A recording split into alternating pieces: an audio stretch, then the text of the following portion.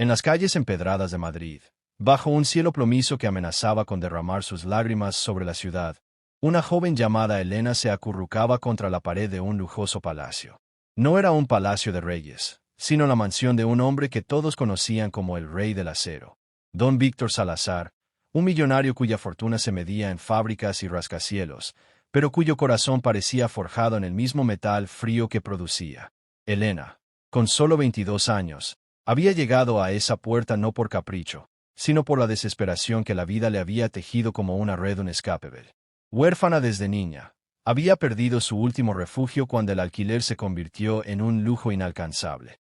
Ahora, con el viento otoñal azotando su delgado abrigo raído, sus ojos, grandes y llenos de una tristeza antigua, se posaron en la verja de hierro forjado.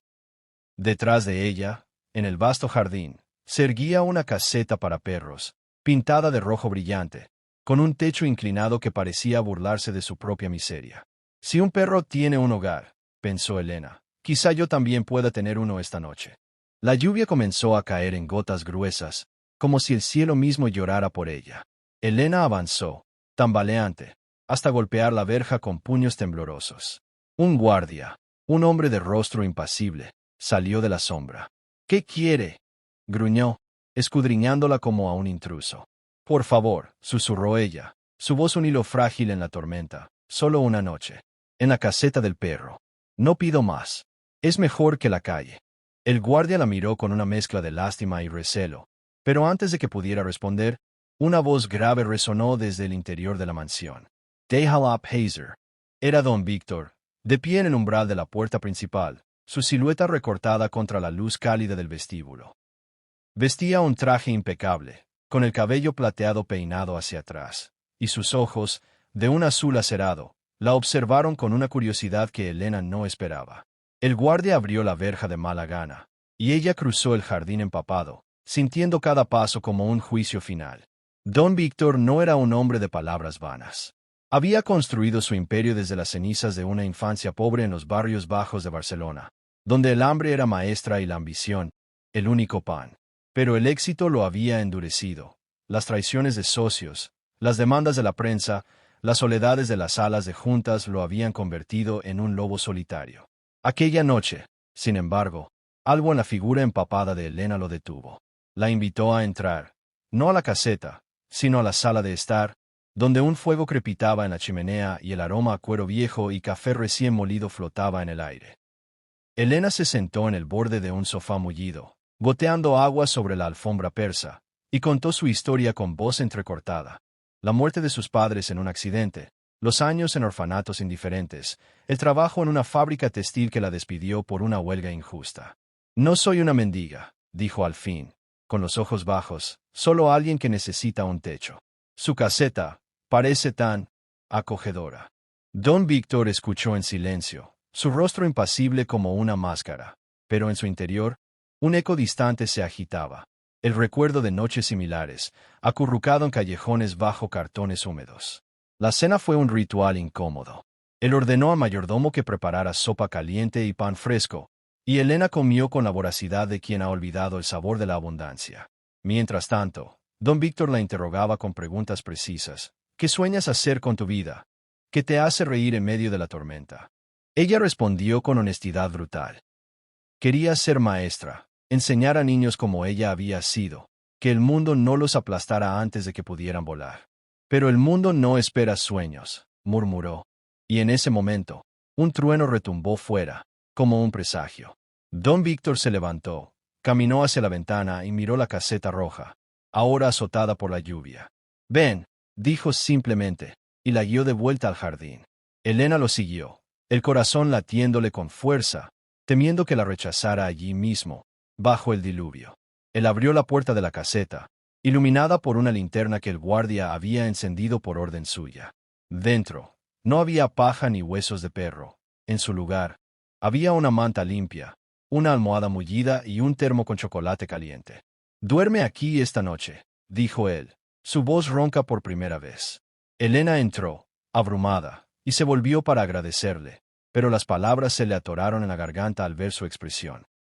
No era compasión, sino algo más profundo, como si estuviera viendo un espejo roto de su propio pasado.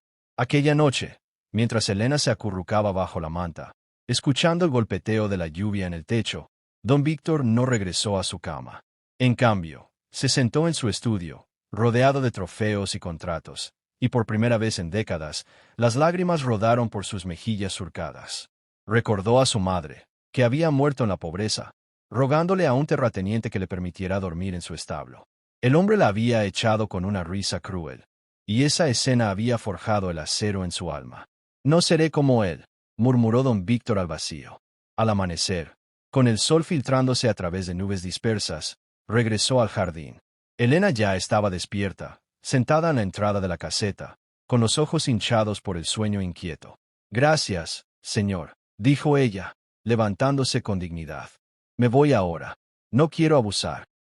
Pero él la detuvo con una mano en el hombro, un gesto que sorprendió a ambos por su calidez. «No te vayas. Hay algo que debo decirte». Lo que siguió fue el giro que nadie, ni siquiera el guardia que espiaba desde la verja, pudo prever. Don Víctor la llevó de nuevo a la mansión, no al vestíbulo, sino a una habitación oculta en el ala este. Un cuarto lleno de libros polvorientos, fotos desvaídas y un baúl antiguo. Abrió el baúl y sacó una medalla oxidada, un relicario con la imagen de una mujer joven. «Esta era mi madre», explicó, su voz quebrada como cristal. «Ella rogó por un techo, como tú lo hiciste anoche. Y yo me convertí en el hombre que la rechazó, construyendo muros en lugar de puentes». Elena lo miró, atónita, mientras él continuaba. Había vivido en casetas peores que esa, había mendigado en puertos olvidados, había prometido no olvidar nunca el sabor de la humillación. Pero el éxito lo había cegado, hasta que ella, con su súplica humilde, había derribado esos muros. «No te ofrezco solo un techo», dijo, extendiendo la medalla hacia ella. «Te ofrezco un hogar. Y más, una oportunidad. Estudia, conviértete en esa maestra. Yo pagaré todo, pero no por lástima, sino porque en ti veo lo que perdí, la fe en la bondad». Elena se arrodilló, no por sumisión, sino por el peso de la emoción que la invadía. Lágrimas calientes surcaron su rostro, mezclándose con las últimas gotas de lluvia en sus mejillas. «¿Por qué yo?», sollozó. «Porque el mundo necesita recordatorios», respondió él, ayudándola a levantarse. «Y tú, Elena, eres el mío». En ese instante, el clímax de su historia se desplegó como un amanecer radiante. Don Víctor no solo la acogió en su mansión, sino que transformó la caseta roja en un símbolo vivo. La convirtió en un pequeño estudio, con estantes para libros y una ventana que daba al jardín, donde Elena podría soñar sin miedo. Pero el verdadero impacto fue más profundo. Él comenzó a visitar orfanatos, a financiar becas para jóvenes como ella, a recordar que su fortuna no era un escudo, sino una semilla para sembrar esperanza. Elena, por su parte, no se limitó a recibir, se convirtió en su confidente, en la voz que le recordaba reír, en la maestra que, años después, inspiraría a cientos de niños con cuentos de millonarios que dormían en casetas para entender el alma humana. Meses se convirtieron en años, y la historia de la pobre chica que robó por una caseta se extendió como un susurro en las calles de Madrid, luego por toda España, tocando corazones en pueblos remotos y ciudades bulliciosas. Don Víctor, el lobo solitario, encontró en Elena no una hija adoptiva, sino una aliada en la batalla contra la indiferencia. Juntos, fundaron una fundación que construía casitas de sueños, refugios temporales para los sin techo, equipados no solo con camas, sino con semillas de futuro, clases nocturnas, mentores, oportunidades. Elena se graduó como maestra, con honores, y en su discurso de egresación, con don Víctor en la primera fila, dijo: «Una vez, rogué por el techo de un perro. Hoy, construyo hogares para almas enteras. Porque la verdadera riqueza no está en el oro, sino en la mano que se extiende en la tormenta». Y así, en las noches quietas, cuando el viento susurra secretos a las verjas de hierro, la gente recuerda que la humanidad no se mide en fortunas, sino en actos de coraje invisible. Que un simple sí puede romper cadenas, que la compasión es el puente más fuerte sobre abismos de soledad. Elena y don Víctor, unidos por una caseta roja, nos enseñan que nadie está tan roto como para no reparar el mundo. Y en cada corazón que late con esperanza, su historia susurra: sé el techo para alguien más, y encontrarás el tuyo propio. Porque en el tapiz de la vida, cada hilo de bondad teje un futuro más luminoso, recordándonos que, al final, todos somos mendigos de un poco de luz.